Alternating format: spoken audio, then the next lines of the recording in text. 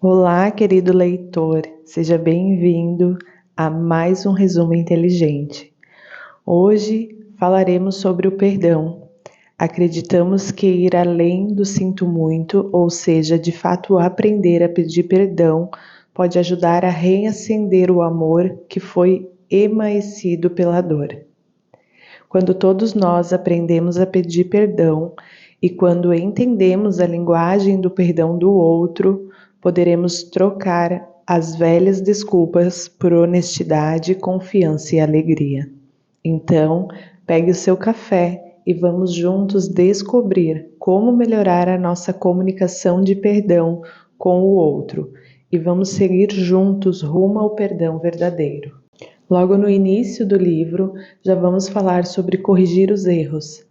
Então, no mundo ideal, não haveria necessidade de ninguém se desculpar por nada. Acontece que o mundo está longe do ideal e por isso não há como viver sem o processo de perdão. Embora o padrão do que seja lícito compreenda algumas diferenças entre uma cultura e outra, todo mundo possui um senso de certo e errado. E quando uma pessoa acha que a outra ultrapassou esse limite, fica com raiva. Ela se sente ofendida e magoada com aquela que traiu sua confiança. A atitude que gerou o conflito se torna uma barreira entre as duas pessoas e o relacionamento sofre uma ruptura. Mesmo que desejem agir como se nada tivesse acontecido, elas ficam impedidas de conviver bem. Você é capaz de perdoar mesmo quando não há um pedido de perdão? Só existe perdão verdadeiro e reconciliação genuína quando alguém pede desculpas.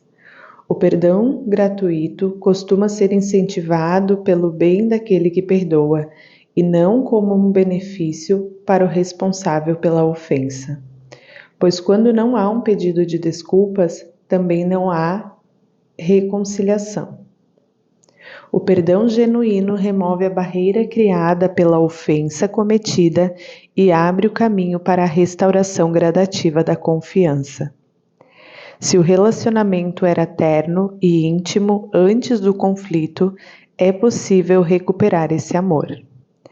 Ao pedir perdão, assumimos a responsabilidade pelo nosso comportamento e procuramos maneiras de reparar o prejuízo daquele a quem ofendemos. Um pedido de desculpa sincero abre espaço para o perdão e a reconciliação. A partir daí, é possível dar continuidade à consolidação do relacionamento. Sem o pedido de perdão, a ofensa permanece como uma espécie de barreira e a qualidade do relacionamento fica comprometida. A boa notícia é que a arte de pedir perdão pode ser aprendida. Descobrimos em nossas pesquisas que há 5 aspectos fundamentais nessa questão.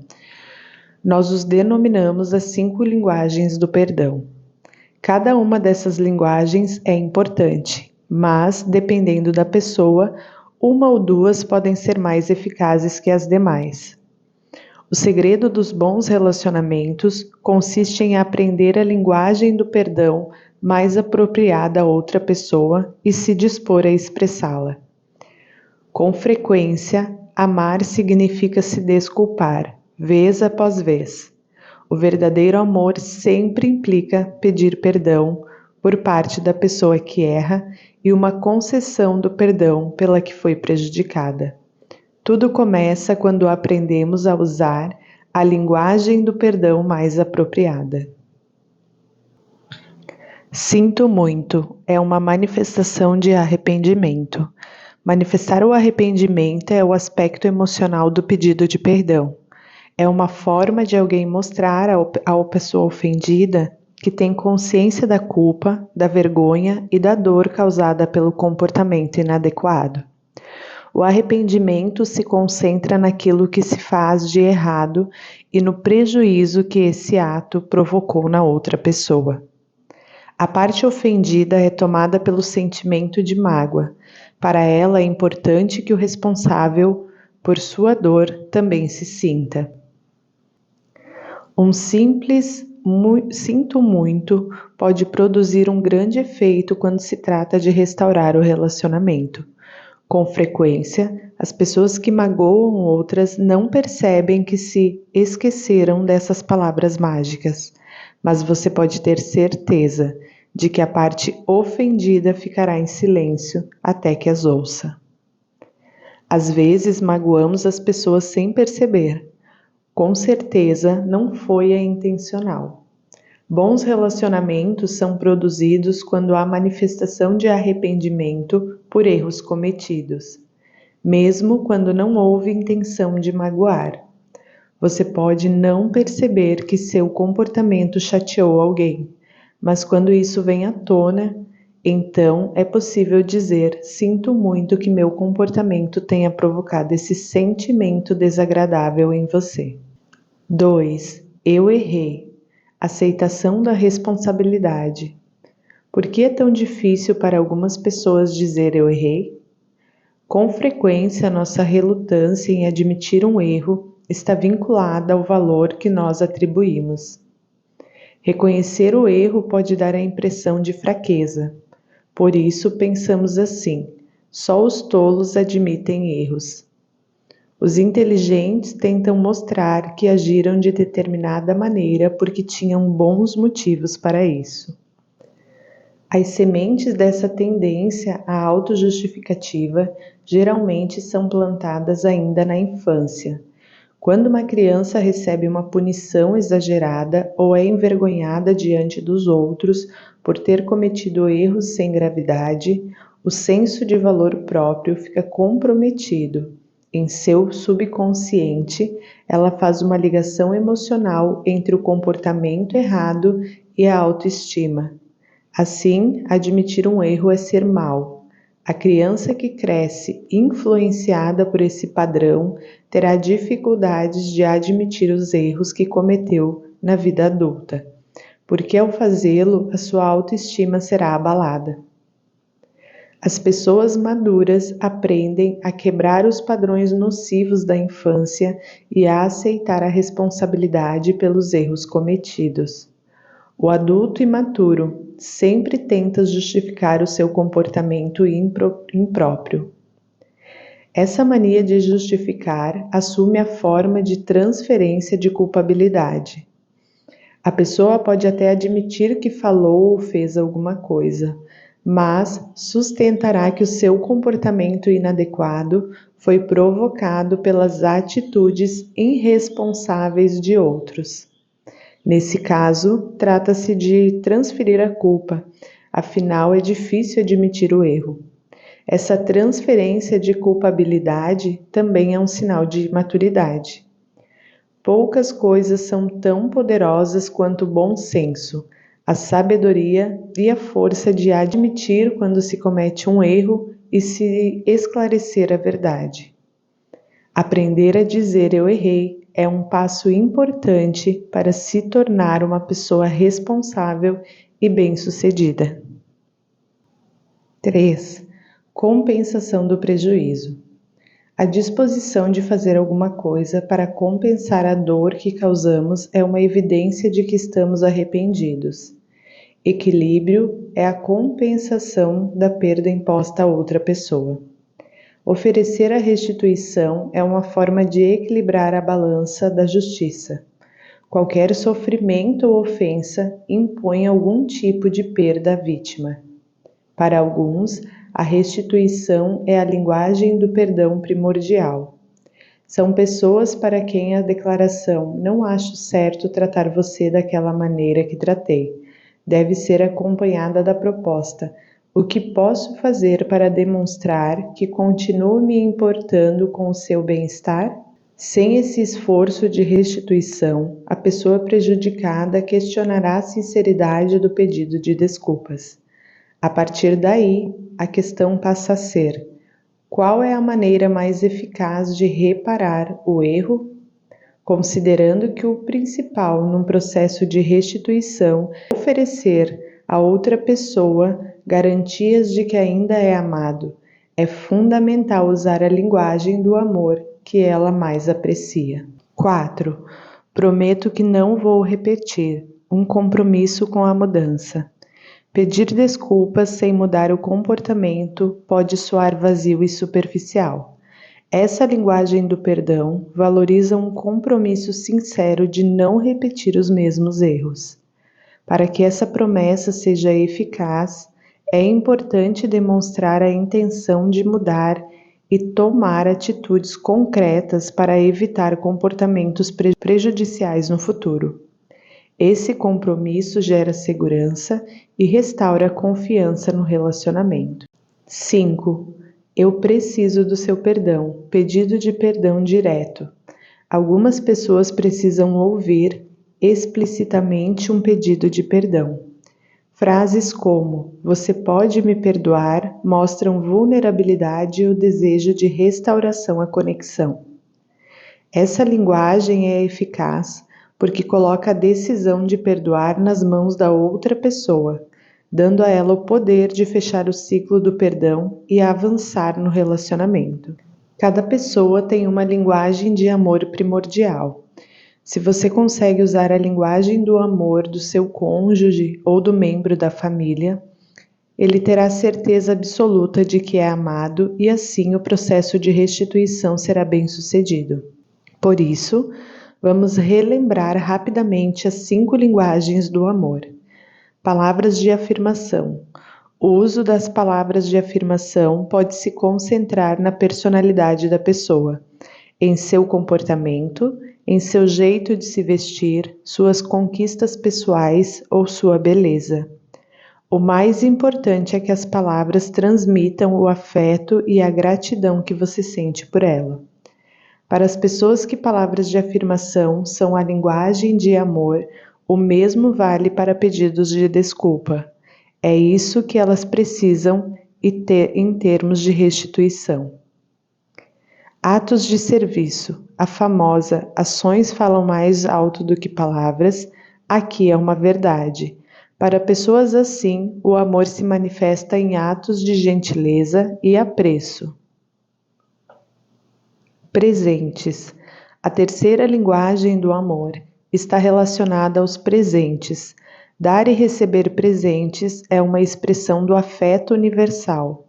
Quando se dá um presente, a pessoa que o recebe pensa da seguinte maneira: ela estava pensando em mim. Os presentes não precisam ser caros, o que vale aqui é realmente a intenção. Para algumas pessoas, receber presentes é a linguagem de amor primordial. Se este é o caso de alguma pessoa a quem você ofendeu ou causou algum prejuízo, e se a sua intenção é reparar o erro cometido, então dar presentes pode ser um método eficaz de compensação. Tempo de qualidade. A quarta linguagem do amor é a dedicação e o tempo de qualidade. Dar atenção total a alguém é o mesmo que dizer "você é muito importante para mim". Tempo de qualidade significa não dar espaço para as distrações. A televisão fica desligada e a revista fica sobre a mesa, fechada junto com o livro. O objetivo é dedicar atenção total a essa pessoa que você ama. Não é preciso segurar as mãos da outra pessoa, mas é fundamental dedicar atenção total a ela na hora de pedir desculpas. Se a parte ofendida se sente amada quando recebe esse cuidado exclusivo, então só a dedicação de tempo de qualidade a convencerá de que o pedido de perdão é sincero. Toque físico. A quinta linguagem do amor é o toque físico. Sabemos há bastante tempo do poder emocional que o contato físico possui. Dar as mãos, beijar, abraçar, colocar o braço em volta do ombro, dar um tapinha nas costas ou passar as mãos pelos cabelos da outra pessoa são expressões de linguagens do toque físico. Para certas pessoas, esse contato físico é a linguagem do amor primordial. Nada transmite mais amor a elas que um toque positivo. Sem esse contato, acharão o pedido de desculpas não sincero. A restituição da relação geralmente vai além da manifestação do amor por meio das 5 linguagens. Ela pode demandar a reposição ou a restauração daquilo que foi tirado da outra pessoa, como os danos provocados em um carro, relógio quebrado ou mesmo uma reputação comprometida. O desejo de reparar o prejuízo causado por um erro cometido é a parte natural do pedido de perdão, desde que haja sinceridade nessa iniciativa. Como então se fala a linguagem do arrependimento? Ela começa com a demonstração de um desejo de mudar. Todo arrependimento sincero tem início no coração. Reconhecemos que fizemos alguma coisa errada e que a nossa atitude magoou a pessoa amada. Não desejamos continuar com aquele comportamento, consequentemente, decidimos mudar com a ajuda de Deus. Em seguida, verbalizamos essa decisão à pessoa a quem magoamos. A opção pela mudança é justamente o indicativo de que não estamos mais tentando justificar o nosso erro. Deixamos de minimizar os resultados do nosso comportamento e aceitamos total responsabilidade por nossas atitudes. A linguagem que convence é a sinceridade do pedido de perdão. Com isso, a outra pessoa perceberá seu desejo e acreditará na honestidade do seu pedido de desculpas, e assim será capaz de perdoar você antes mesmo que todas as mudanças aconteçam. Um passo muito importante na estrada do arrependimento é desenvolver um plano de mudança. Muitos pedidos de desculpa não são suficientes para restaurar o relacionamento porque falta um plano para promover mudanças positivas. Agora veja, o fato de trabalharmos num plano de transformação positiva não significa necessariamente que seremos bem-sucedidos logo de cara. Por mais sinceros que sejam os nossos esforços, é natural que cometemos erros no caminho. Esses pequenos fracassos não devem ser motivo de desânimo. Thomas Edison fracassou muitas vezes antes de inventar a lâmpada incandescente. Babe Ruth, um dos maiores jogadores de beisebol dos Estados Unidos, errou mais bolas do que rebateu. Há um sem número de histórias de escritores e atores famosos que labutam na obscuridade por anos, rejeitados por editores e negligenciados por papéis em filmes, antes de encontrar a sua fama. O problema é que as pessoas costumam desistir quando estão bem perto do sucesso. Os velhos padrões de comportamento demoram muito para desaparecer, mas só conseguimos ser bem-sucedidos se trabalhamos continuamente nas mudanças pessoais. Pedir à pessoa ofendida ou prejudicada que ajude você a elaborar esse plano de ação é possivelmente a melhor e mais eficaz maneira de demonstrar arrependimento. Mas a pergunta que fica é: por que se desculpar?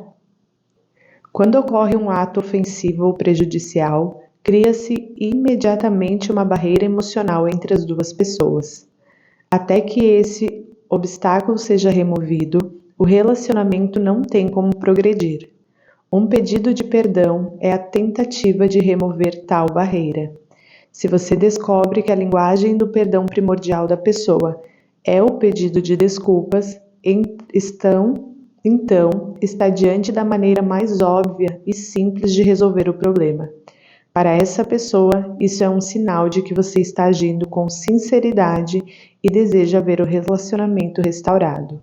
A segunda razão por que pedir desculpas é tão importante é que essa iniciativa mostra que você compreendeu que fez alguma coisa errado, algo ofensivo, mesmo que não tenha sido intencionalmente. Pode ser que aquilo que você fez ou disse não seja moralmente errado. É possível até que tenha agido daquela maneira para brincar com a outra pessoa, mas acontece que causou uma ofensa ou um prejuízo. Esse erro cometido criou um espaço entre vocês dois. Nesse sentido, o que você fez foi errado, e pedir desculpas é a atitude adequada, especialmente se essa for a linguagem do perdão primordial dessa pessoa. E fica um questionamento: por que as pessoas não pedem perdão? Em certos casos, isso acontece quando essa pessoa não valoriza o relacionamento. Talvez tenha havido uma série de brigas no passado, gerando muito ressentimento que ficou guardado no coração. Assim, a pessoa se sente desmotivada a pedir desculpas. A segunda razão pela qual as pessoas optam por não pedir perdão é o fato de acharem que sua atitude tem justificativa, pois quem errou foi o outro. A pessoa que tenta justificar seu comportamento ruim só consegue enganar a si mesma. A verdade é que, de vez em quando, todo mundo fala alguma coisa rude, critica outra pessoa ou diz o que não deveria dizer. Além disso, qualquer pessoa está sujeita a fazer algo que magoe a outra. Quem se recusa a reconhecer a necessidade de pedir perdão terá sempre dificuldades em manter bons relacionamentos. A consciência insensível costuma andar de braços dados com a fraca autoestima. Pessoas assim podem ter sido ensinadas pelos pais que pedir perdão é uma indicação de fraqueza. Esses mesmos pais podem enfrentar problemas sérios de comportamento e comprometimento da autoestima. Eles costumam culpar os filhos por todo tipo de problema que a família enfrenta. Como consequência dessa postura, a autoestima dos filhos também fica comprometida, algo que eles passaram para as gerações seguintes. Por causa do esforço desesperado que enfrentam para se tornar pessoas de valor e por acreditarem que pedir desculpas é um sinal de fraqueza, também tendem a culpar os outros por qualquer problema dos relacionamentos que tenham que enfrentar. O que essas pessoas não sabem é que a iniciativa de pedir perdão fortalece a autoestima. O homem e a mulher capazes de assumir a responsabilidade pelos erros que cometem são respeitados e admirados. Esse respeito e admiração ajudam a fortalecer a autoestima dessas pessoas. Por sua vez, aqueles que procuram esconder ou justificar o seu comportamento ruim quase sempre perdem o respeito dos outros. Perdoar alguém pelo erro que cometeu pode ser uma tarefa difícil, especialmente se a ofensa for considerada muito grave.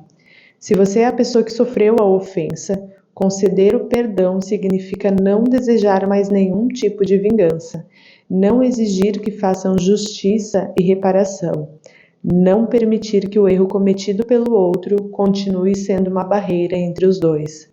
Perdão gera reconciliação.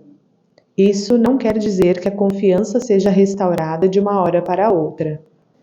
Reconciliação significa que as duas partes deixaram aquele problema para trás e olham juntas para o futuro.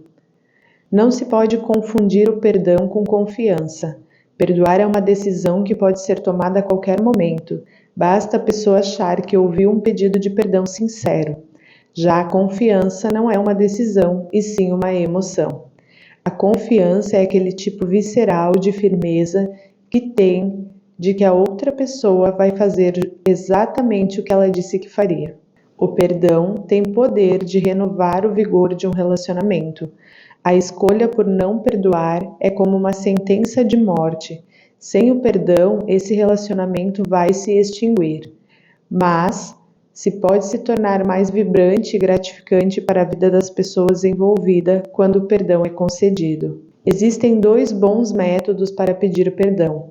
Você pode escrever um pedido de perdão e então lê-lo para outra pessoa, ou pode simplesmente expressá-lo verbalmente. Não tente fazer um pedido de perdão sério utilizando meios virtuais.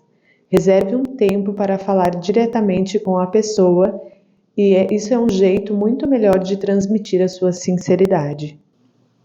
Certifique-se de manter um contato visual. Não cruze os braços de maneira defensiva. Ouvir com atenção e falar com um tom de voz agradável. Então, escolha palavras que não lancem culpa sobre o outro, que deem desculpas para o seu comportamento ou que neguem a sua responsabilidade. Em vez disso, assuma a responsabilidade pela sua parcela de problema. Expresse tristeza pela mágoa causada. Ofereça-se para fazer uma reconstituição. Mencione atitudes que você poderia ter para impedir que o problema aconteça novamente e pense em um pedido adequado de perdão. E aí, você conseguiu identificar qual é a sua linguagem de perdão? Ou talvez aquela que alguém próximo a você precisa ouvir? Entender essas diferenças pode ser um divisor de águas nos seus relacionamentos, trazendo mais conexão e harmonia. Se esse conteúdo foi útil para você, deixe aqui o seu like e compartilhe com alguém que também possa se beneficiar, e não esqueça de se inscrever no canal para você ficar por dentro dos próximos livros que vão entrar por aqui. Vamos juntos construir pontes, porque o perdão é um presente poderoso que oferecemos a nós mesmos e aos outros. Um grande abraço e nos vemos no próximo vídeo.